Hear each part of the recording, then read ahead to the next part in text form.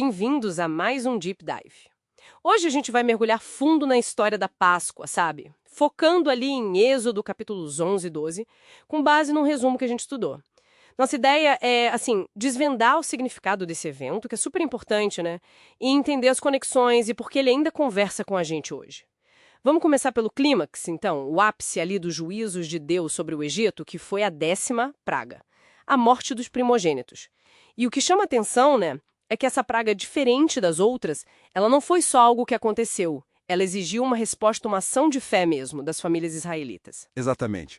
A sobrevivência dependia de um ato bem específico.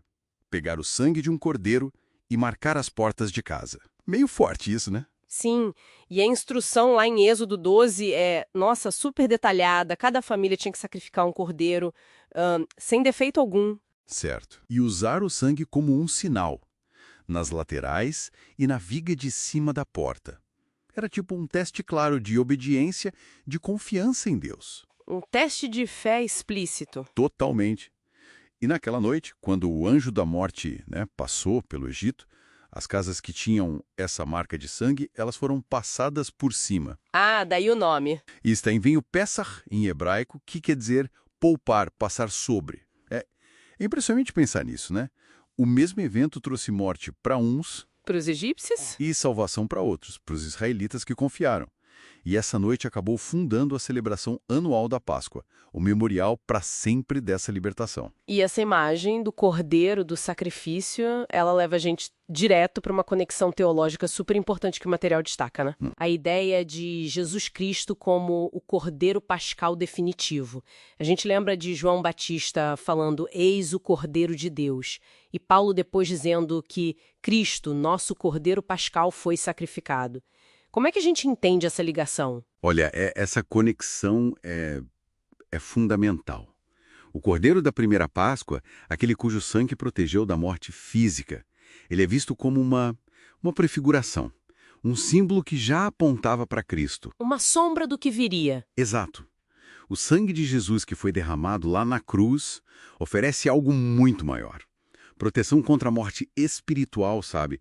E a promessa da vida eterna para quem crê. E na última ceia, que, era uma refeição de Páscoa, Jesus meio que reinterpreta tudo aquilo. Ele pega os símbolos. O pão, o vinho, isso. E se apresenta como o cumprimento real daquilo que o Cordeiro só anunciava. Ele institui ali a ceia do Senhor, com o pão sendo seu corpo, o vinho seu sangue, o sangue da nova aliança, né? O novo pacto de Deus com a humanidade, que o sacrifício dele tornou possível. Nossa, isso dá uma profundidade totalmente diferente. O resumo também faz um contraste interessante entre o sacrifício da Páscoa e as práticas pagãs da época. Qual era a diferença-chave ali no jeito de entender o sacrifício? E essa diferença é radical. Do paganismo, muitas vezes o sacrifício era visto como um jeito de acalmar os deuses, sabe? Tipo, os deuses estavam bravos, então você oferecia algo para eles se acalmarem. Quase um suborno, né? Ou até como se os deuses precisassem ser alimentados, uma coisa assim. Mas, se a gente olha para o quadro geral da Bíblia, o sacrifício da Páscoa inverte essa lógica. Não é o ser humano tentando comprar o favor de Deus. É Deus quem providencia o meio para a salvação. A instrução veio dele, o cordeiro foi provisão dele. Entendi. O sangue na porta não era um pagamento. De forma alguma. Era um sinal.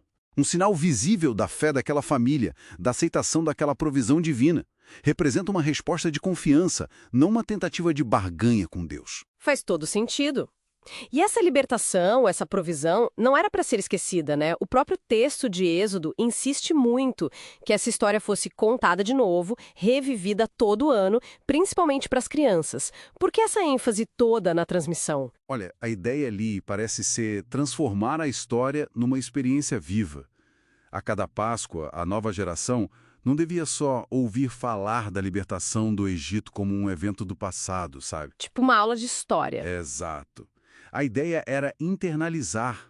Os pais deveriam ensinar de um jeito que os filhos sentissem como se eles mesmos tivessem sido escravos e tivessem sido libertados. Uau! É uma forma de manter a fé vibrante, pessoal, conectando o que Deus fez lá atrás com a vida de cada geração aqui e agora. Muito poderoso isso. E aí, pensando nas aplicações para hoje, o que o material sugere que a gente pode tirar disso tudo? Tem alguns pontos, né? Sim, alguns bem práticos. Tipo, a fé de verdade vem de ouvir a palavra de Deus e levar a sério, né? Mais do que ficar só buscando milagres o tempo todo. A gente lembra do faraó, que viu um monte de sinais e mesmo assim... E endureceu o coração, né? Exatamente. Também mostra que tem consequências, né, para quem se recusa a obedecer repetidamente. E, claro, reforça demais a importância de encenar a fé em casa, na família. Então, para a gente amarrar tudo, a Páscoa original é essa história super intensa, fala de juízo, mas também de salvação, pela fé naquilo que Deus providenciou, o sangue do Cordeiro como símbolo. Ela criou um memorial duradouro para Israel e, teologicamente, aponta direto para o sacrifício de Cristo, né? O Cordeiro de Deus. Exato. E isso deixa a gente com uma reflexão interessante, eu acho. A primeira Páscoa exigiu um ato de fé muito claro, muito visível. O sangue nas portas era uma marca pública de confiança. Verdade. Aí, pensando na salvação que Deus oferece hoje por meio de Cristo, de que maneiras concretas, visíveis para além dos rituais, das práticas religiosas formais, a nossa fé nessa provisão divina pode aparecer no dia a dia? Como a confiança se mostra em ações.